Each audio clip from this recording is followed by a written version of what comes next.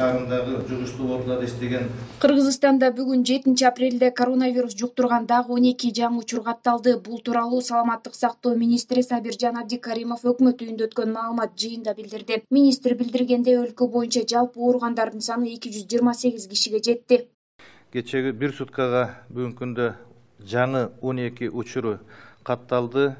Ошондо жалпы бүгүнкү күндөгү Кыргыз Республикасындагы ушул COVID-19 козгогучун тапкан жарандардын саны 228ге жетти.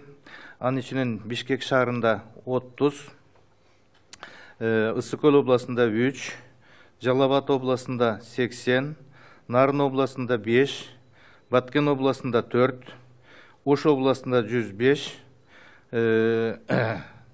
Ош шаарында 6, андан кийин бардыгы болуп 128.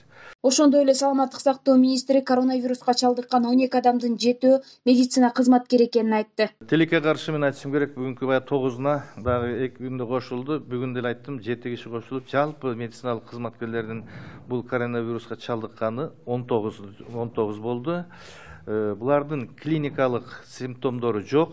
Мындай айтканда жөн эле, мындай айтканда козгогучуна табылган. Алардын баары бүгүнкүдө ошол жугуштуу оорулардын бөлүмдөрүнө жайгашып жаткырышты. Антивирустук препараттарды алып атышат. Бүгүнкү күндө таж илдети жуккан 10 бейтаптын абалы туруктуу оор деп бааланууда, бирок алар жасалма дем алдыруучу аппаратына кошулган эмес. Бүгүнкү күндө ооруда больницада жаткандардын саны 201. Анын ичинен 10-у мындай оор абалда отурушат, бирок алар ИВЛ эмес, жөн эле кислород менен дем алышып атат. Ошол эле маалымат жыйында коронавирус пайда болгон очокто иштеген дарыгерлерге кошумча төлөнүүчү каражаттар эртеңден баштап бериле турганы маалым болду. Азыр орточо эсеп менен врачтарга 45 000, жанагы жугуштуу ооруларда жаткан жерлерге 45 000 врачтарга, 43 000 сестраларга, 40 000 1 000 терегинде жанагы жашатканы младший медперсоналдарга. Андан тышкары экинчи группа булар жанагы эпидемиологический бригада деп коет, очокто иштегендер, андан кийин обсервация иштегендер, андан кийин жана СКПда иштегендер. Бүгүнкү күндө баарын эсептеп, бүгүн тилекке каршы банктар, коммерческий банктар иштебейт экен, эртеңден баштап акчаны которо баштайбыз. Мамлекет башчысы Сооронбай Жээнбеков Ата бейит мемориалдык комплексиндеги апрель баатырларына тургузулган эстеликке гүл чамбар койду. Маркумдардын арбагына багышталып Куран окулду.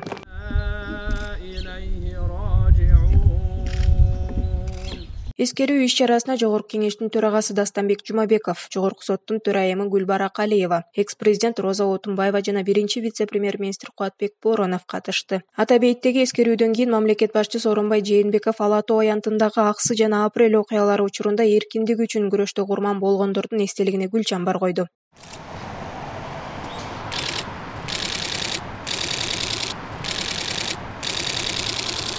Белгилей кетсек, 2010-жылы 7 апрелде Кыргызстанда Курманбек Бакиев башында турган бийлик көтөрүлүш жолу менен кетирилген. Анын алдында аянттагы нааразычылык акциясына чыккан элге ок атылып, ошол күнү кеминде 87 кишинин өмүрү кыйылган. Вице-премьер-министр Эркин Асрандиев биздин өкмөт башка өнүккөн өлкөлөрдөй эле салык төлөмдөрүнөн толугу менен бошотуп же кайтарымсыз негизде насыялоо бере албай турганын онлайн пресс-конференциянын жүрүшүндө билдирди. Анын айтуусуна караганда, бюджет мындай мүмкүнчүлүк түзүп бере албайт жана учурдагы кырдаалды так түшүнүү керек. Ачык айтыш керек, башка өнүккөн мамлекеттерге окшоп биз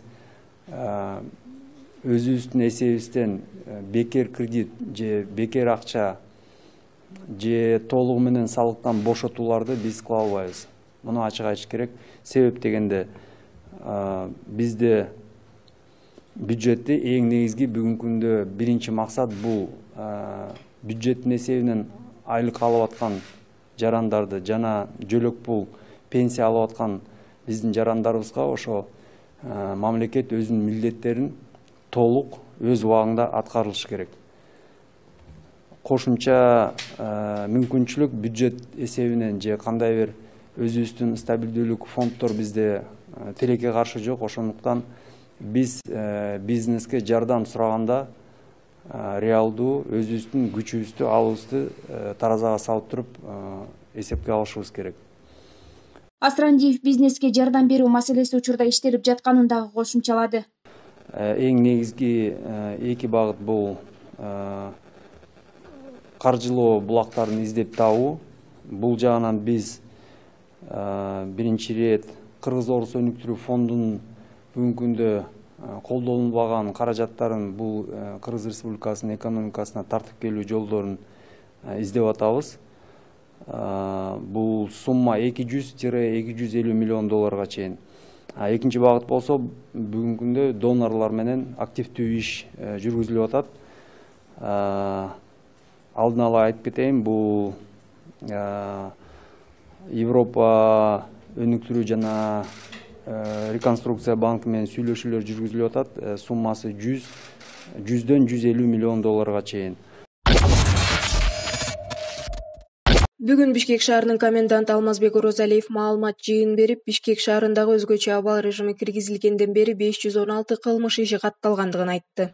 Жалпысынан Бишкек шаары боюнча катталган кылмыштар жана жоруктар 516 түзөт.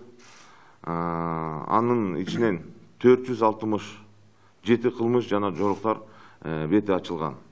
Ошондой эле Ленин район боюнча 115 катталды, 95 ачылды. Октябрь району боюнча 105, 99 ачылган. Свердлов район боюнча 158, 143 ачылган. 1-май район боюнча 150 ачылганы 130. Ал эми Кара Суу, Ноокат райондорунун жана Ош шаарынын комендатурасы маалымат таратып, бир жаран илдетти жугузуп алуу беренеси боюнча камалгандыгын жана аны текшерүүгө алганда коронавирус жуктуруп алгандыгы аныкталгандыгын айтты. Тилекке каршы ал ооруганын жашырып, эч кимге айтпастан урук тууган, тили тең туштары жана ишканасындагы кесиптештери менен байланышып жуктурган. Ал жаран обсервациядагы изоляцияга алынды. Жакшы болуп чыгаары менен 5 жылга камакка алынат, деп билдирди Нурдинов.